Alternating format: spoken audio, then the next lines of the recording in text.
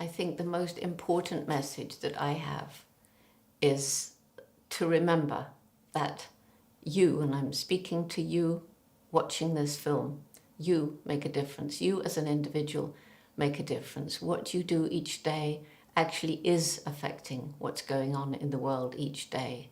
So your life matters, you matter, and use your life wisely.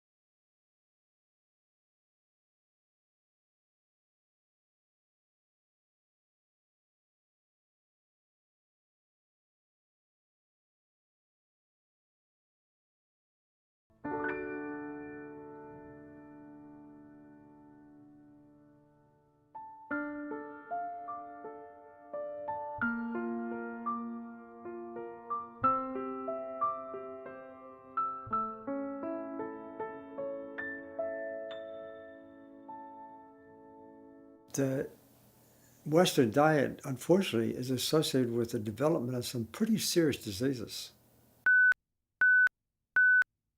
Heart disease, cancer, diabetes, obesity. It's like a tsunami.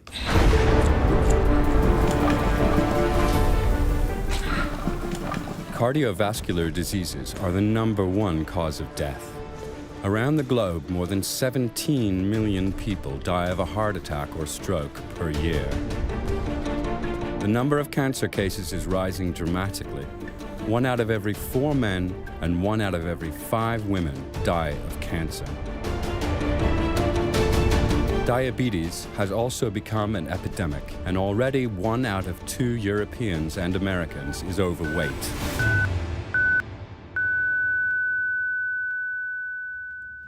The interesting thing is that all experts would agree that the cause of this tsunami really is our lifestyle.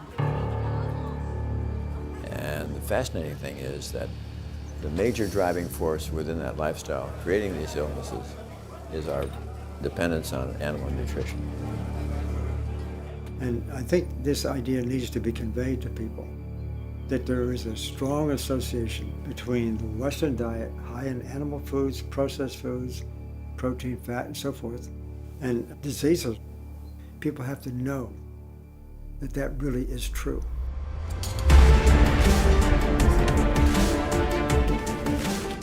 Never before have we been so well informed about nutrition. In theory.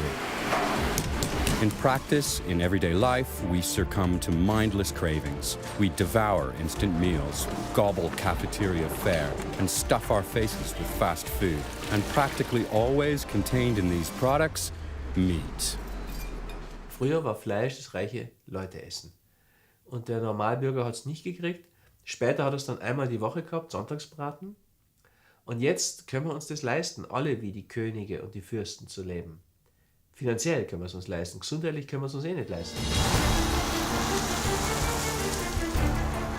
Despite all warnings, we are eating more and more meat. There is no day without meat, no feast without meat, no break without meat. It's a normal part of our diets because it's tradition, it's cheap, and because it tastes good. My diet for 65 years was the SAD diet, the standard American diet. I ate meat and chicken and fish and fowl and lots of butter and anything that tasted good. In 2010, at the age of 66, Sharon Kintz started to think about her eating habits as the result of a dramatic event. At that time, I already had been diagnosed with high blood pressure, so I was aware of that. But having a heart attack was a complete surprise to me.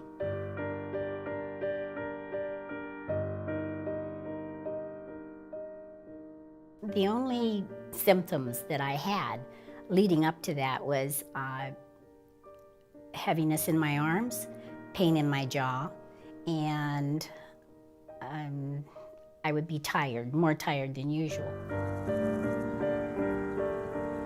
This health nightmare put Sharon Kintz in the intensive care unit.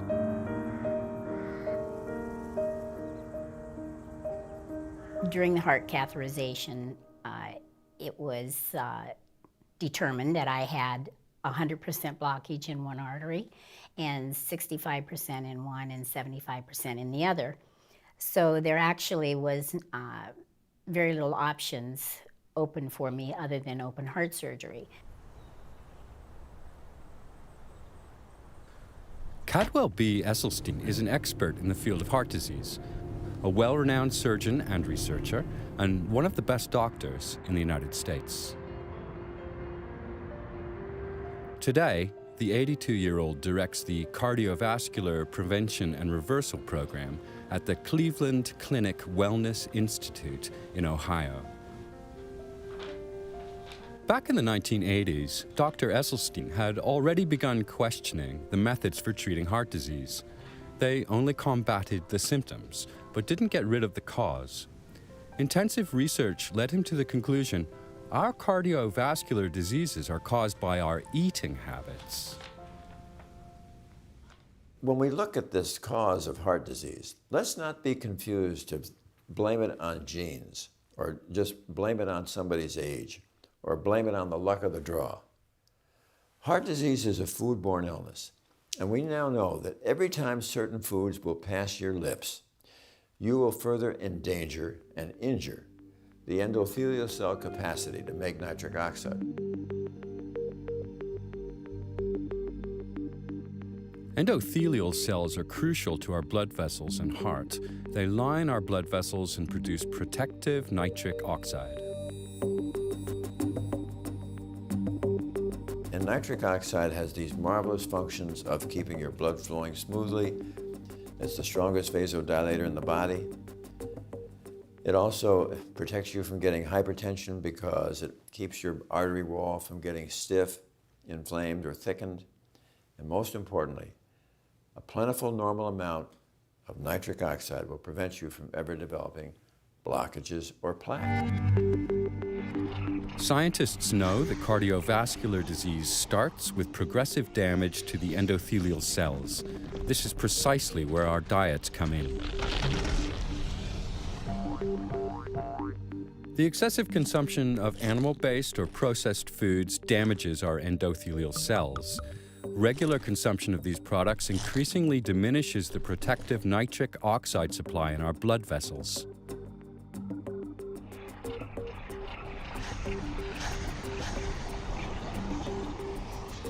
This leads to inflammation and a hardening and narrowing of the blood vessels. These can have life-threatening consequences, like heart attack or stroke, or cause arteriosclerosis.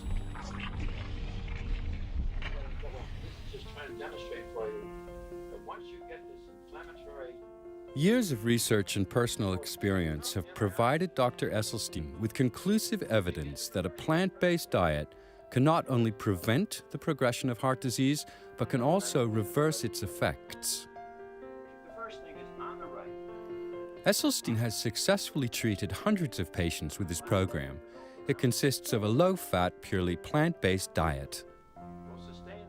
When you're willing to take the time and have the patients understand the science behind this, and they really realize that they have caused this disease by the foods that they've eaten, they suddenly realize that you are empowering them as this locus of control to halt their disease. They don't have to depend upon a cardiologist or an operation or a drug that may have significant side effects.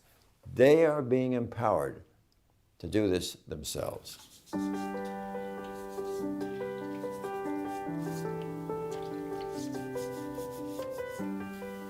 With Dr. Esselstyn's help, Sharon Kintz, too, completely restructured her diet, doing away with all animal products.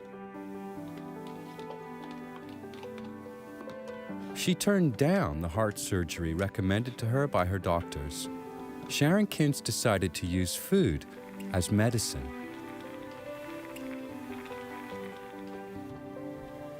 I was on it for 4 weeks, and the pain went away in my arms, the pain went away in my jaws, and I had much more energy. So I took Dr. Esselstyn's program very seriously.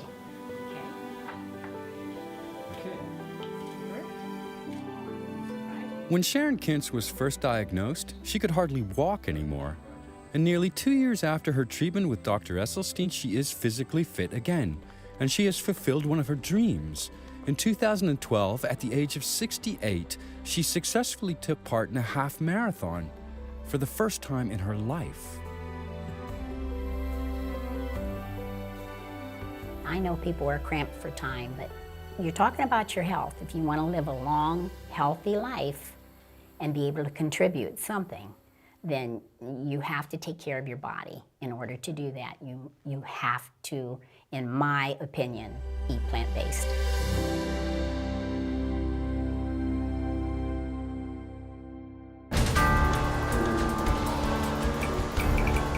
We also consume too much milk. And the availability of dairy products continues to grow. But do these products actually agree with us? After all, nearly 75% of the world's population and 20% of Europeans are lactose intolerant. In other words, unable to properly digest dairy products.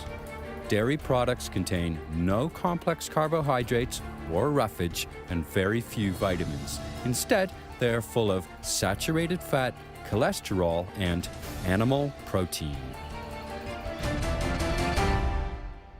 When we're young and growing up, everybody wants to try to feed people dairy products and make sure you have milk every day, but the science really now is at a point where that cannot be sustained. There is ample evidence from wonderful investigators like T. Colin Campbell, who clearly showed that casein, which is the major protein in milk, is really one of the strongest promoters of cancer. T. Colin Campbell is a world-renowned nutritional scientist. In a series of experiments, he was able to prove that animal proteins, casein in particular, promote all stages of cancer growth.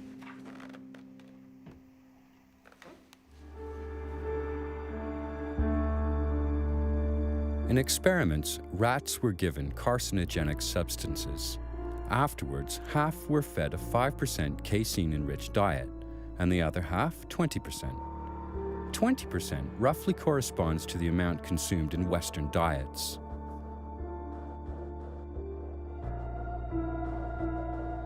With a 5% casein-enriched diet, the animals did not develop cancer. With a 20% casein-enriched diet, however, cancer growth was stimulated significantly. Professor Campbell went a step further. Every 3 weeks, he altered the rat's diet. So the next thing we did some studies to start out with animals here and then let the cancer start to grow with 20% casein, and then we switched it to 5%, it went off. We gave the 20% back again, came back again. We put it on 5%, it came off. So we could turn on and turn off cancer development just by switching the amount of casein being consumed. These findings are also supported by evidence with humans. We also know that all the saturated fat and the casein in dairy helps to accelerate and promote heart disease. And then we have this whole problem of fractures in the elderly.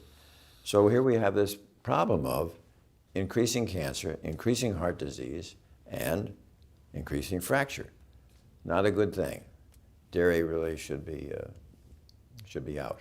Es wird sehr viel darüber diskutiert, dass wir ohne Milch nicht genügend Kalzium aufnehmen. Kalzium ist wichtig für die Knochenstabilität, soll Osteoporose vorbeugen, aber Untersuchungen von Menschen, die überhaupt keine Milch und keine Milchprodukte verzehren, zeigen, dass dort die Osteoporose-Häufigkeit sehr viel geringer ist als bei uns. And dairy also has, and there's good evidence for this, it has some allergenic properties. It tends to be associated with allergies, either directly associated or enhancing the allergies coming from another source. And so we see things like, in the case of teenage boys, we get this acne. They get this acne sometimes, this skin problem. A lot of that is due to their consumption of dairy. Stop dairy, goes away. Dairy is associated with migraine headaches. I know of a lot of people, have these migraine headaches. It's kind of an allergy kind of thing, as is acne. That's kind of an allergy kind of thing. You stop that, it goes away. And it's very fast. And I used to say that with great reluctance because I was raised on a dairy farm. I grew up milking cows. And then when I went away to do my doctoral dissertation, I actually did my dissertation on the idea of promoting more milk consumption. So I'm not saying these rather negative things about dairy for any ideological reasons or any personal reasons. I'm saying it in reference to the evidence, the data. That's what it shows. The excessive consumption of animal products, such as meat, fish, dairy products, and eggs, puts a strain on our bodies. That was also what Frankfurt-based physician Lothar Wendt found in his research. Mein Vater Lothar Wendt hat erstmals 1949 das Konzept der sogenannten Eiweißspeicherkrankheiten formuliert. Das haben wir in den Jahren später weiterentwickelt und die Kernthese lautet, dass das zu viel an tierischem Eiweiß in der Ernährung krank macht.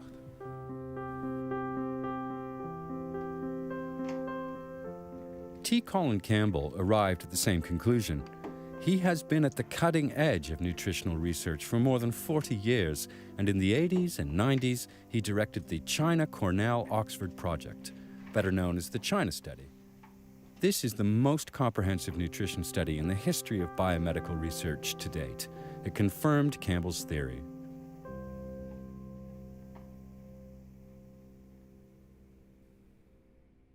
We tend to want to consume protein, which means we want to consume meat, because that supposedly makes us strong. It makes us healthy. That's been an old story for a long time. But in reality, as we put more and more protein or meat into our diet, we see these diseases start to appear. The China Study, as well as numerous other studies, demonstrate one thing above all. The higher the consumption of animal products, the greater the frequency of heart disease, cancer, diabetes, and countless other chronic diseases. Even small amounts of animal products can have a negative effect on our health.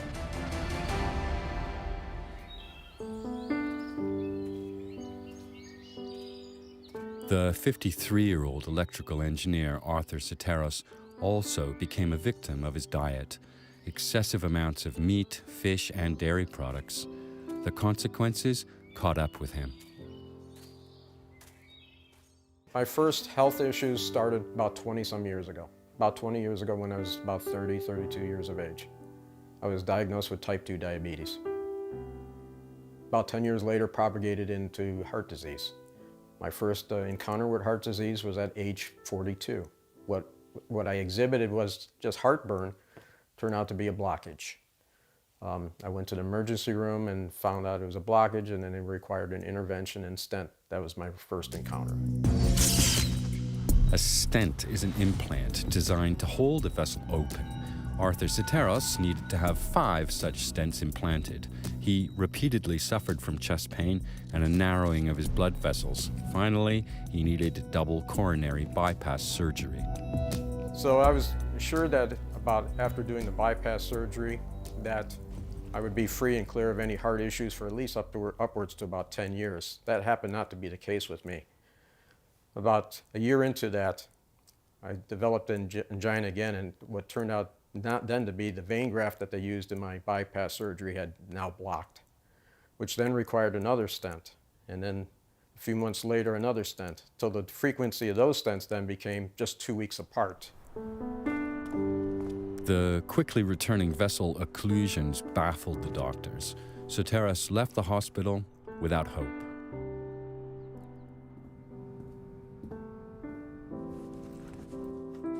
I wept and I cried like a baby because I wasn't ready to die. And I cried out to God for some options. I think God saved my life. I think it was God's mercy and grace that actually gave me options and set my path straight and pointed me in the direction of plant-based.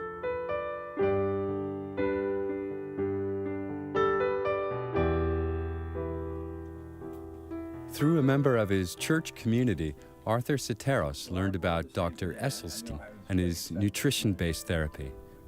He consulted the doctor, and with his help, he restructured his entire diet.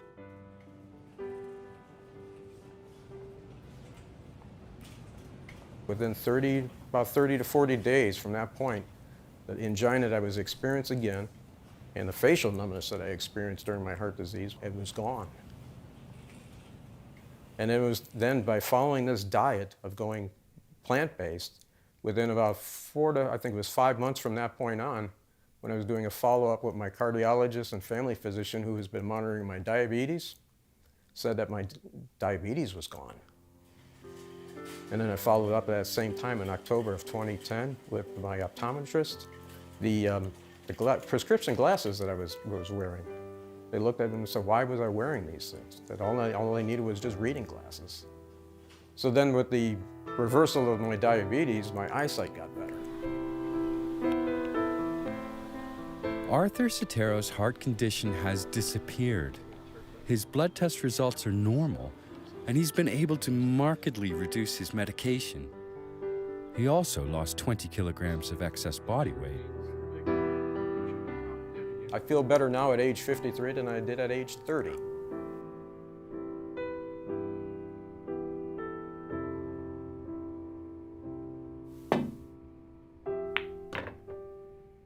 Through the years, I've had lots of students, a lot of colleagues, plenty of money to do all kinds of research. And I found out that what I believed early was wrong. That a diet that's high in animal-based foods is a problem. A diet that's high in processed foods is a problem. Many different ways. The only solution is a whole food plant-based diet. It's that clear. And when people use that, they not only prevent future disease, they actually are able to cure existing disease in people who have a disease.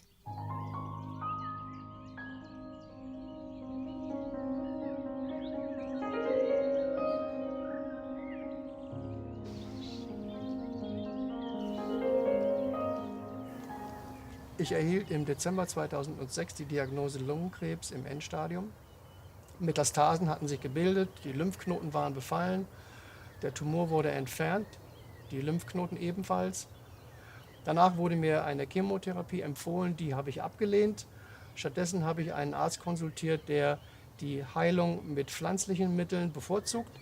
Ich bin seinen Ratschlägen gefolgt und bin heute krebsfrei, weil ich auf den Konsum von tierischen Produkten verzichtet habe und dem Konsum von pflanzlichen Produkten den Vorzug gegeben habe, aber hier in erster Linie den unbehandelten, den naturbelassenen, den Pflanzen, Gemüsen, Obstsorten und anderen Lebensmitteln, welche nicht erhitzt werden und so ein Maximum an Nährstoffen an mich weitergeben konnten.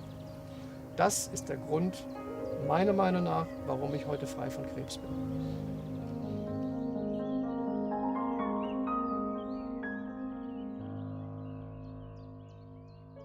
My wife, Karen, was diagnosed with a serious kind of cancer, stage 3 melanoma. She refused to take the chemotherapy. She refused to have the surgery. Then she got really strict about her diet. Now it's about 9 years later. No problem.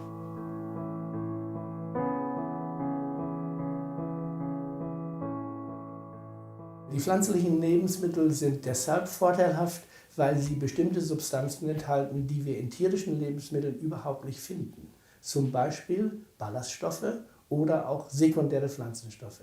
Wie der Name schon sagt, werden diese Substanzen von den Pflanzen synthetisiert. Und man weiß heute, dass gerade die sekundären Pflanzenstoffe einen erheblichen günstigen Einfluss auf unsere Gesundheit haben.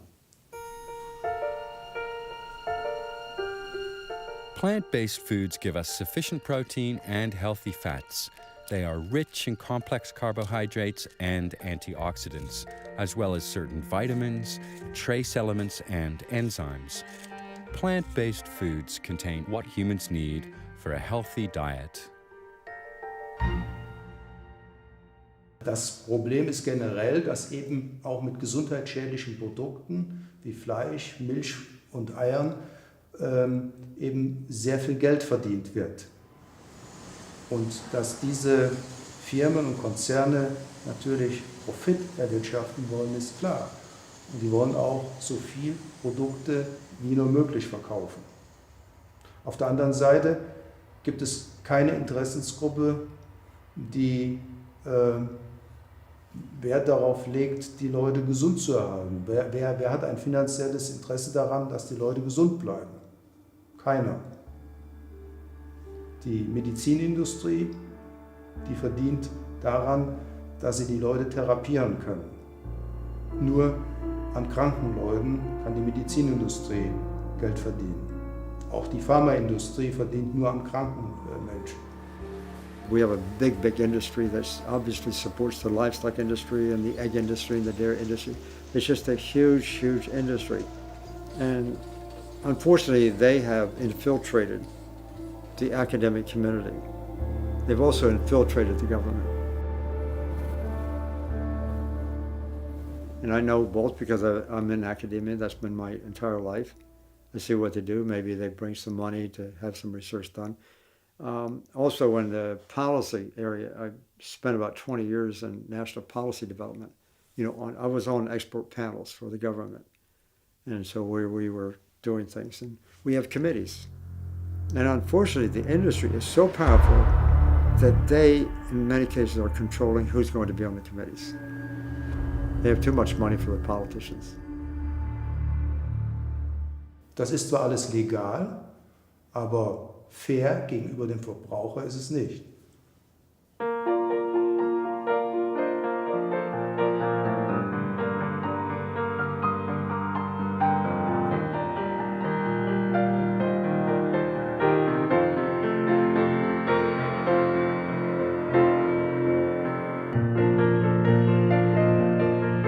I was actually raised eating the typical diet, and when I was about 22 years old, I became a vegetarian. And about 5 years later, when I was 27, I went to a completely plant-based diet, and that's been 33 years now. I'm 60 years old, and it's been terrific. I feel great, I have a lot of energy, and it's not just me. People that I know who are also a long time on a plant-based diet are doing great as well.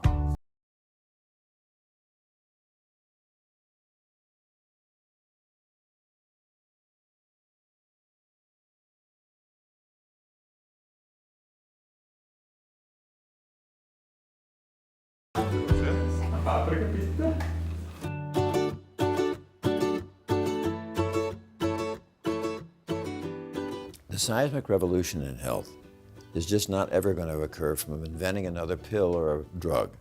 It's not going to come from inventing another procedure or an operation. But the seismic revolution in health can come about when those of us in the healing profession are able to share with the public what is the lifestyle that would protect them from these chronic, common, killing diseases. And the way we do that really was be at the top of the list is to show them about plant-based.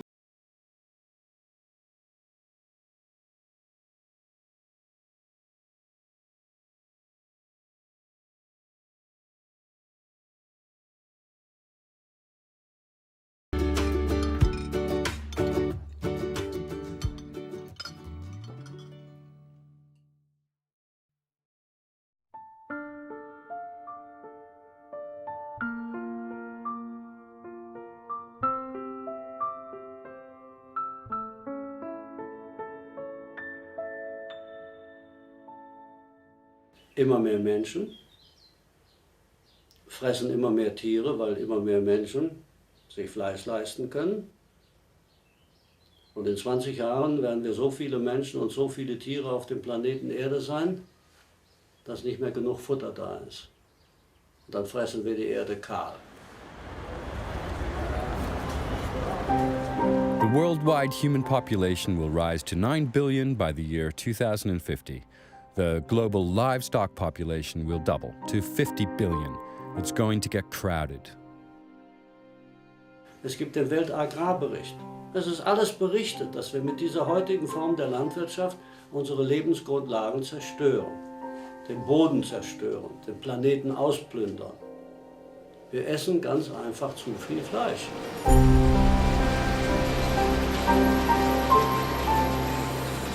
The growing consumption of meat accelerates climate change and species extinction. It damages the soil, water, and air, and it spurs global starvation. Appetizing, vacuum-packed portions of meat suggest none of this. Most of the grain that's being grown on the planet is not going for food for human beings.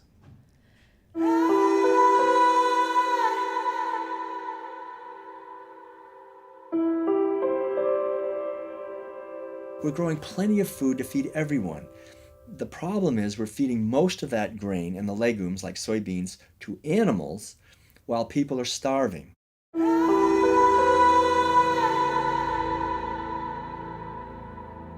Worldwide, 1.8 billion people are starving. Every 6 seconds, a child dies of malnutrition. That's nearly 15,000 children a day. A sign of poverty, not for the poor, but for the rich. Only 2% of the soya in the United States is being eaten by human beings. About 70% goes for animal feed. About 28% is going for biofuel, diesel made from soya bean. So it's meeting the hunger of profits, not the hunger of people.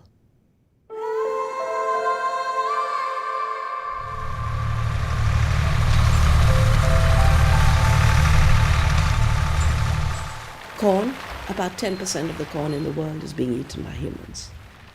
Most of it is going to torture animals. I don't say feed animals because animals did not want to be fed with grain. It doesn't suit their digestive system. So we're talking about a system that is creating hunger on the planet in the name of feeding people.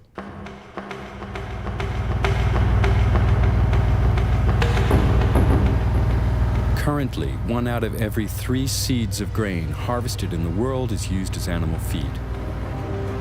However, industrial nations can no longer produce these huge amounts of fodder themselves. Thus, Europe already imports 3/4 of its animal feed, including 35 million tons of soybeans alone, mainly from South America.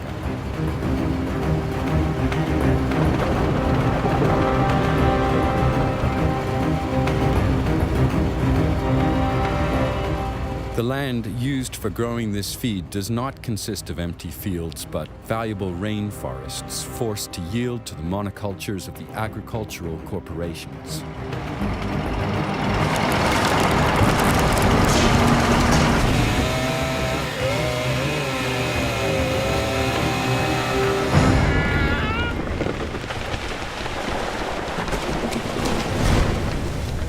One of the really shocking things about this desire of more and more people to eat more and more meat and to eat it more and more cheaply is the awful effect that it's having on the environment. So whole forests cleared to graze livestock or to grow grain to feed livestock, and it's having a shocking effect on the environment.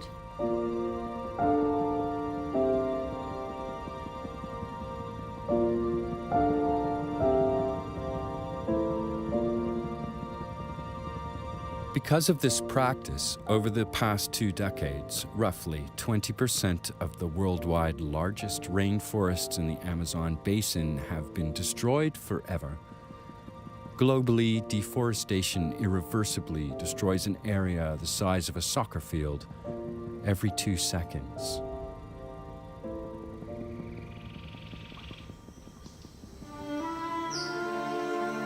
And this, although tropical rainforests are among the Earth's most valuable treasures. Nowhere else is there such a rich diversity of species. Moreover, these forests stabilize the world's climate as enormous reservoirs of carbon dioxide. That makes them more valuable than meat.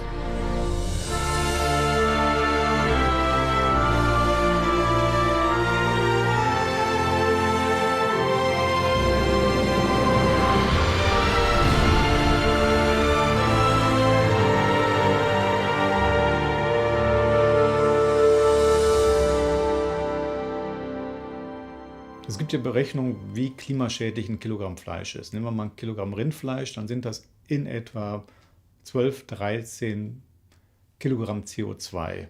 Wenn man das mal umrechnet in Autokilometer, wenn ich einen kleinen Pkw nehme, dann kann ich etwa 100 Kilometer fahren. Das entspricht dem Kilogramm Rindfleisch. Bei Geflügel und Schwein ist es ähnlich. Dort sind es dann 50 Kilometer, die einem Kilogramm Schweinefleisch oder Geflügelfleisch entsprechen. Nimmt man da Gemüse, da landet man bei 600 Gramm. Das sind also dann ein paar Kilometer nur. Da sieht man schon, wie klimaschädlich letztendlich die Tierhaltung ist oder wie klimaschädlich mein Fleischverzehr ist. Also wenn ich was fürs Klima tun will, sollte ich natürlich weniger Auto fahren, aber ich sollte genauso auch weniger Fleisch essen. Among the side effects of the meat and dairy industry is the production of methane gas. It is primarily generated in the stomachs of ruminants like cattle.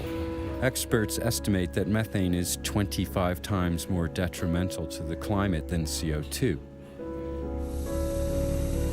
An even greater concern than methane is nitrous oxide, which is nearly 300 times more harmful to the climate than CO2. It is released through the use of synthetic fertilizers. These and many other factors make animal agriculture a catalyst for climate change. There are increased reports of a new drought of the century or a new flood of the century, a new storm of the century, or the progressive melting of the glaciers and the poles.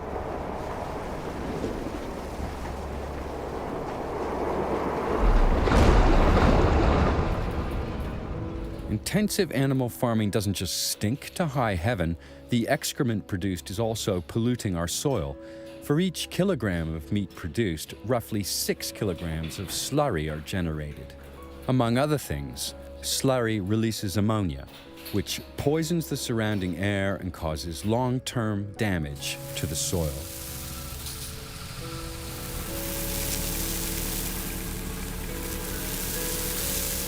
Not only that, slurry and its nitrates also threaten our drinking water, of which we need inordinate amounts to make animal products.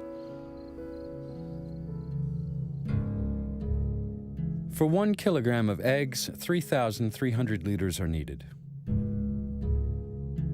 For 1 kilogram of chicken meat, 3,900 liters.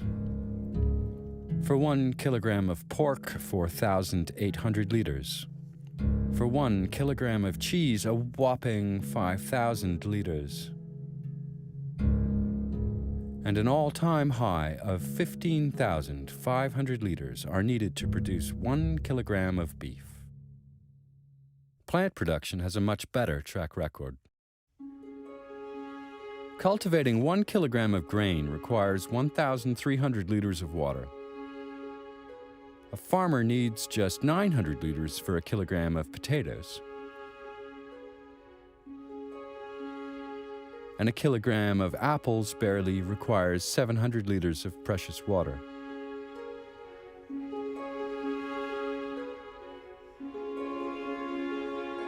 This entire meat industry has today become a scandal on the planet. It should not exist in the form in which it exists. To force everyone into destroying the Earth's resources is a crime against the Earth. And it's a crime against our bodies, because our bodies weren't designed for this kind of diet. Altogether, this is a recipe for biological disaster, biodiversity disaster, water disaster, climate disaster, health disaster.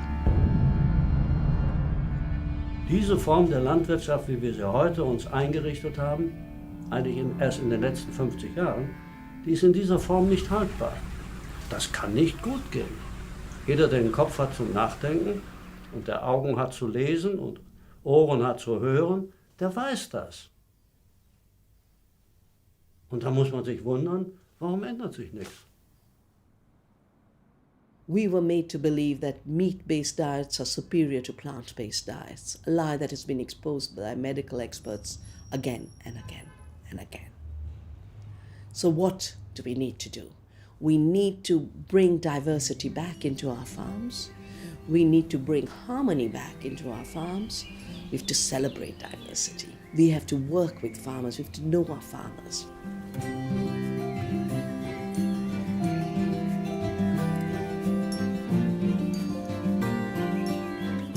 We have to start realizing food is what keeps the world going. Food is the energy of the world. And we have to know exactly where in that chain we entered so that we don't do more harm. We reduce the harm. And in the process, we celebrate. Food is life, and life is food.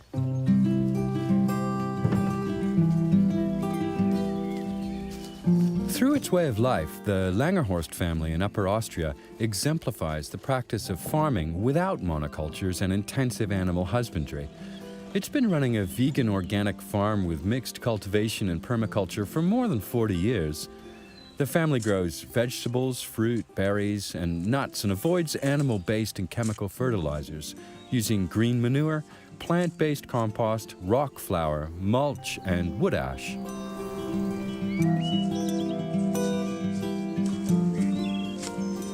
Die pflanzliche Landwirtschaft hat uns gezeigt, dass wir auch von einem kleinen Hof anstatt von einem großen Hof leben können. Wir bewirtschaften nur 3,5 Hektar und davon leben wir im Vollerwerb und sind wirklich sehr dankbar, dass dies möglich und auch praktikabel ist.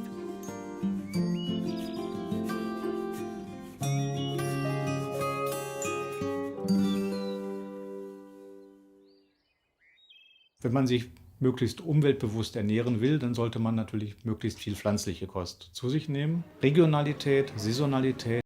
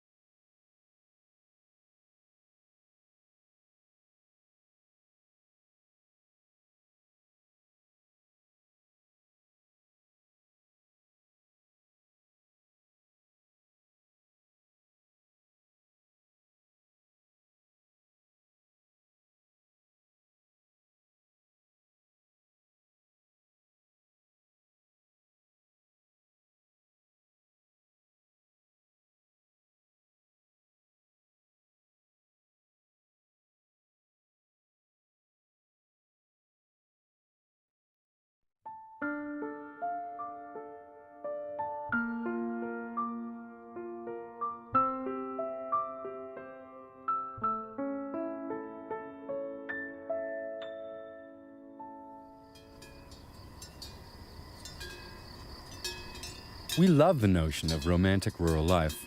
Happy animals in a healthy environment, well provided for by Mother Nature. It's really quite tempting to get this meat on your plate. But let's face reality.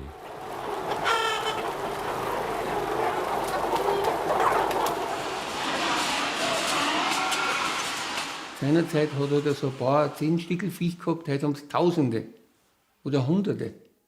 Das heißt, dieser Bezug zum Tier ist nicht mehr da. Es ist halt einfach wirklich nur mehr Ware.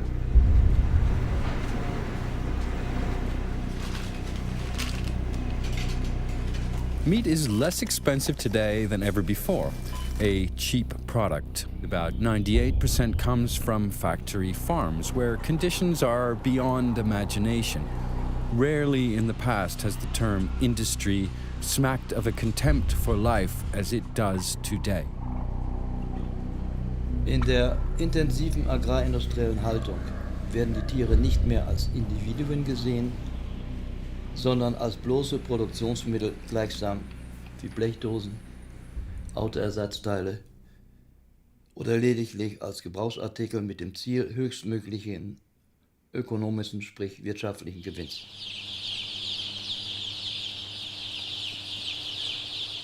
Chickens are by nature social, curious, and intelligent animals. But in the merciless factory farm, their lives are reduced to short and joyless agony. Chicks hatch not in the maternal nest, but in the incubator. As soon as they can stand, they are sorted, vaccinated, packed up, and sent to enormous feedlots.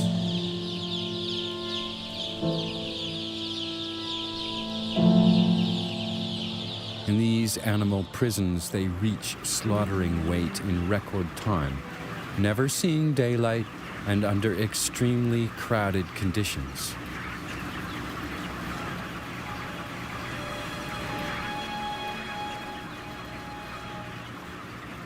The normal life expectancy of a chicken is 20 years.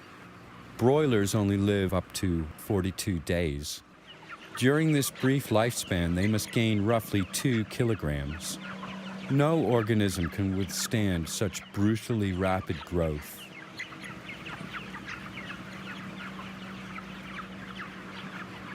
Die Tiere nehmen so schnell an Gewicht zu, dass also die Entwicklung des Skeletts gar nicht mitkommen kann und liegen dann also sowohl die Masthühner wie auch die Mastputen am Ende der Mast fast nur noch auf ihrer eigenen Brust, weil die Gliedmaßen das zunehmende Gewicht nicht mehr halten können.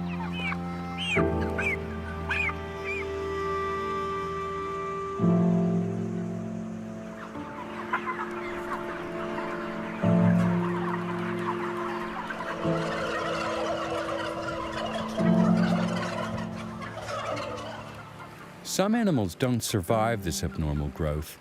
They can't drag themselves to the feed and water troughs.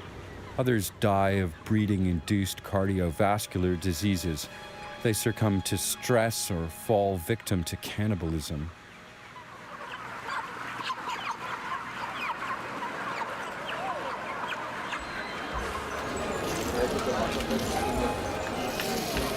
All these are facts we are often not aware of when eating meat, and which the meat lobby is glad to keep concealed.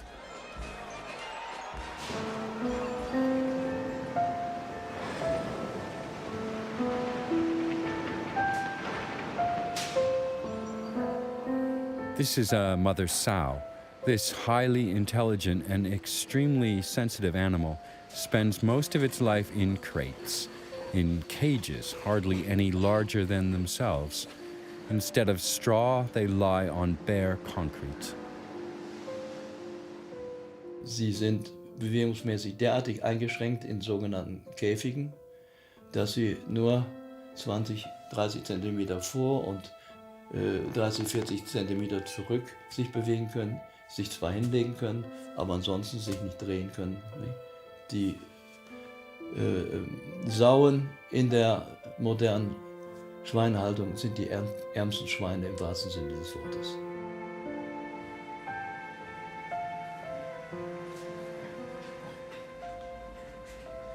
In nature, mother sows build big, soft nests for their offspring. In factory farms, however, this isn't possible. The sows farrow in gestation crates. Confined, they are neither able to protect nor care for their young.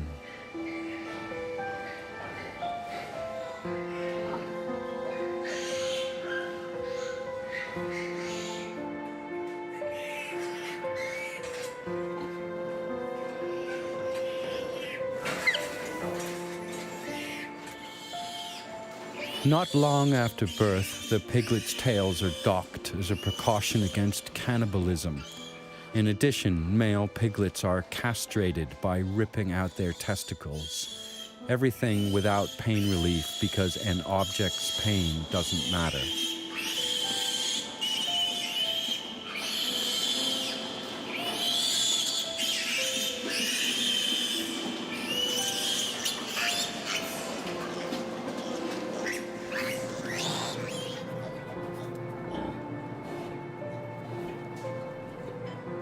Many animals are born weak, handicapped, or sick. It is not economical to keep them alive. Their fate, an undignified and cold death.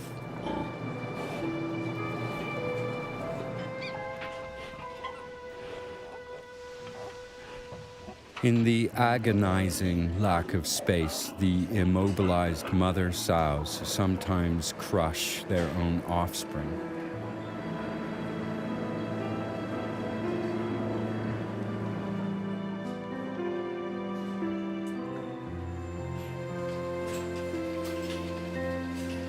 At the age of 3 weeks, the piglets are separated from their mother.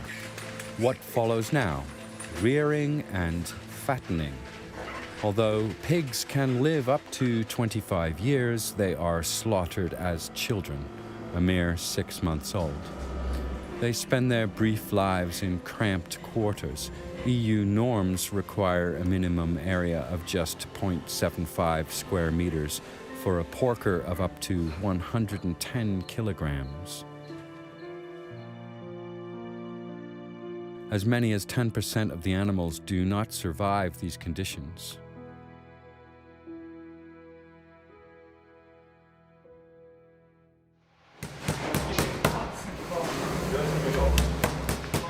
In spite of this, only a few people are willing to do without a pork chop or a schnitzel.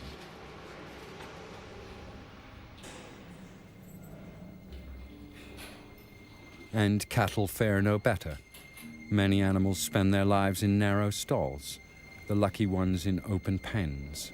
Many, however, vegetate in tether stalls.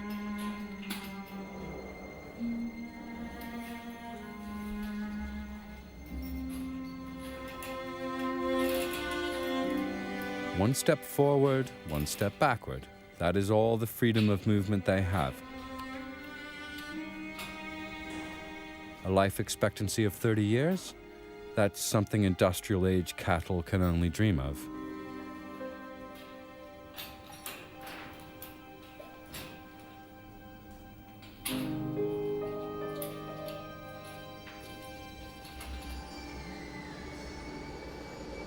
Heutzutage gibt es also riesen Herden.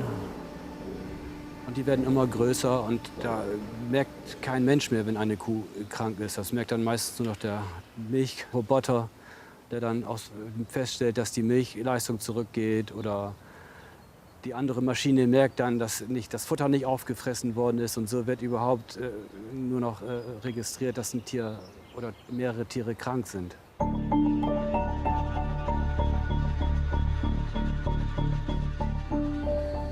Infections are one of the biggest problems in factory farms.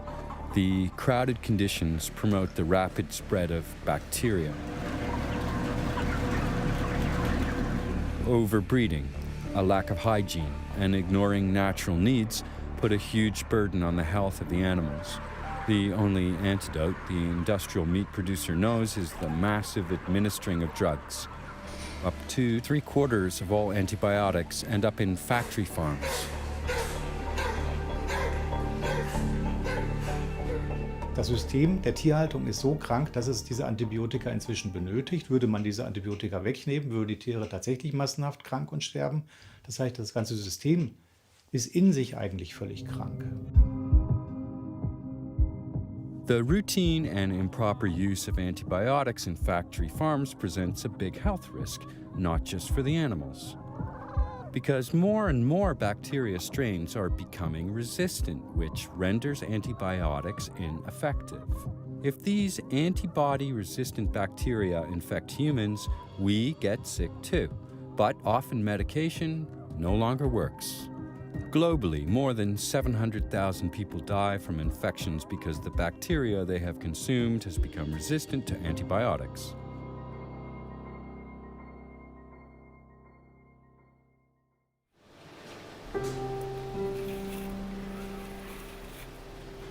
But the animals are not only affected physically. Industrial farming harms them on all levels.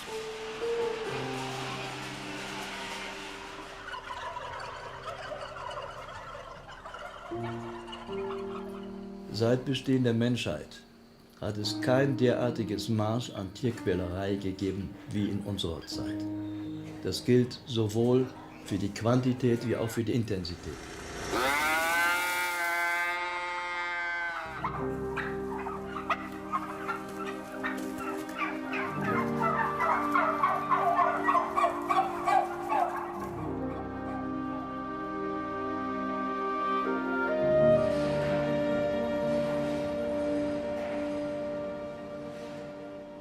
Having once seen pigs in one of these intensive farms, I was so shocked.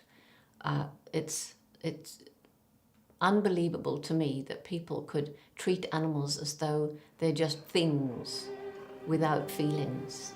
And so many people say to me, oh, but they're being bred to eat, so it's okay, but it's not okay.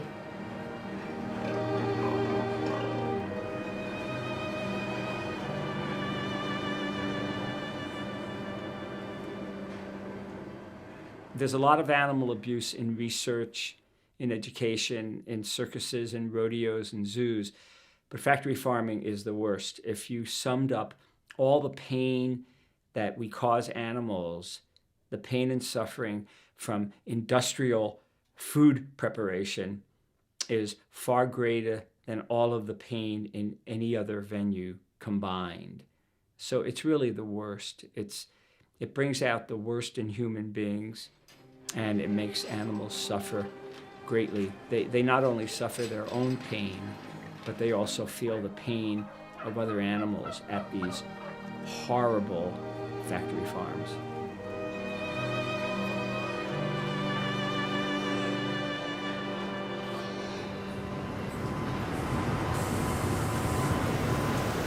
Not only our meat consumption promotes the suffering of animals, but also our growing demand for milk. Cows are forced to achieve higher and higher outputs. In the 60s, a cow produced an annual average of 1,500 liters of milk. Today, that amount has risen to 10,000 and more. I have quite a few vegetarian friends who consume dairy products, and they believe this false idea that dairy products are a benign animal product, that there's no harm connected to milk, because they figure, well, once a cow starts giving milk, she just gives milk. And they don't realize that cows can't give adequate amount of milk for production unless they're pregnant. And cows have the same gestation period as humans, 9 months. They're pregnant 9 months, give birth. Within 24 hours, maximum 72 hours, you take the calf away from the cow because you need the milk for production.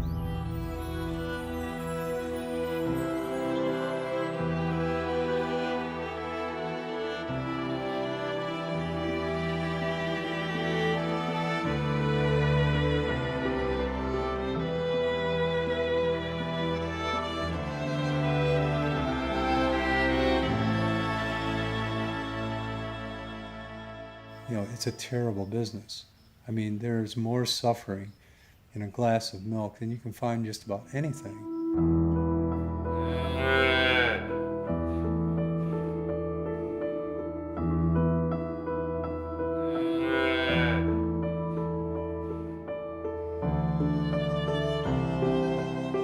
The calves will, bawl and bawl and bawl. The cows will they'll look for them. Cows will often mourn their children for days or weeks.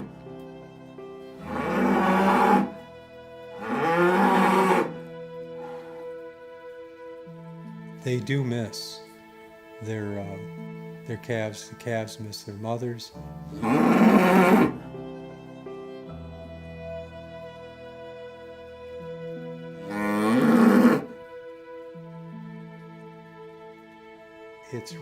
It's a heartbreaking thing to watch.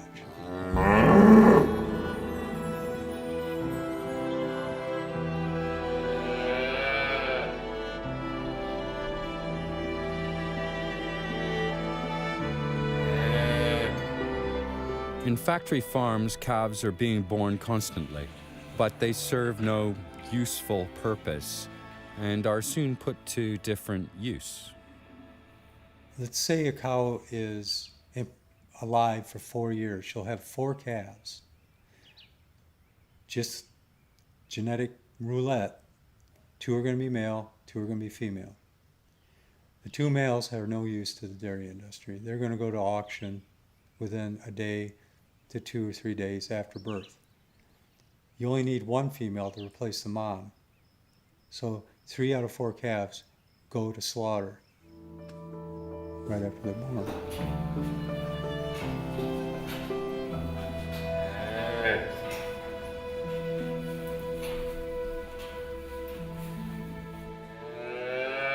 We know in our bones that harming mothers who are just giving birth to babies and nursing those babies and nurturing those babies is something that is against our own compassion and kindness.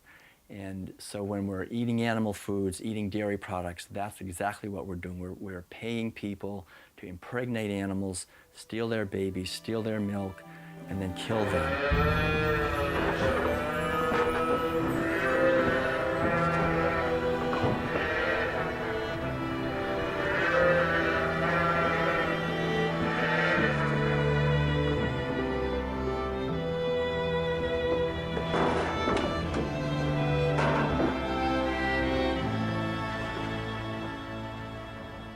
I always say to people, especially women, imagine that. Imagine that you was pregnant.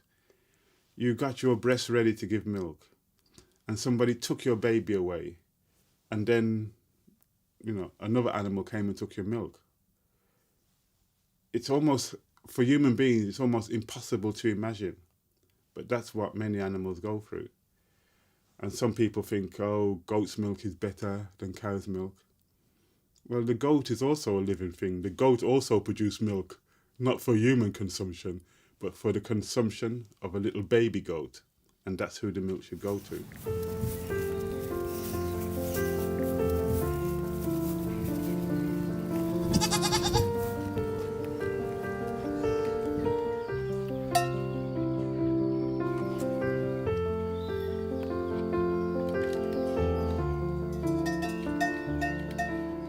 People wonder whether animals, including farm animals, have emotional lives, and the science tells us that they do.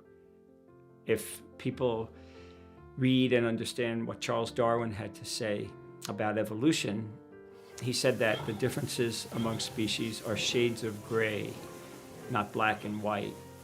So if we have something, then they have it too, they being other animals. So the science tells us that many animals, including farm animals, have very rich and deep emotional lives.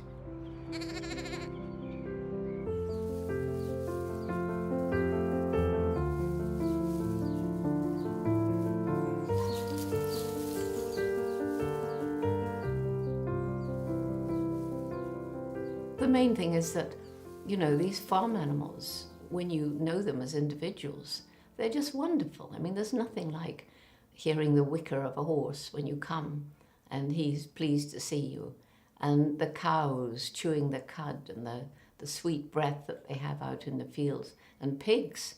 Well, pigs are as intelligent as dogs and more intelligent than most.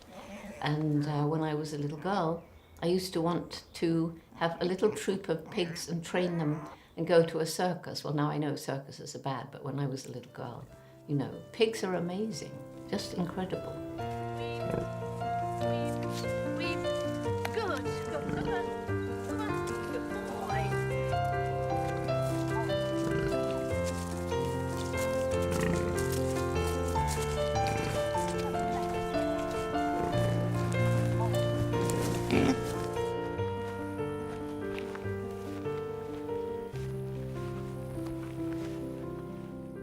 People want to think that cows are stupid, that they're dumb, that they're slow and all they do is eat grass. No, they have community, they have social structures, they babysit for each other, they mourn for the loss of loved ones. You know, they're a community just like any human community. They just look different. You know, that's all. It's the only difference. They just look different. We don't speak their language. It's the only difference.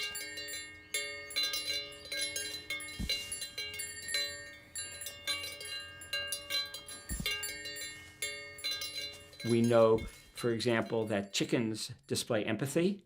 They feel the pain of other chickens. We know that cows and pigs are very smart. They miss one another. They love to be around friends. Cows and pigs are extremely intelligent. They can learn very complex tasks. So I like to say that the animals who we eat are very smart and they're very emotional. They're not what we eat. So if there's an animal on the plate or at the end of a fork, it's who's for dinner, not what's for dinner. Because when we use the word who, we're referring to an animal who has a very strong inner life and subjective life.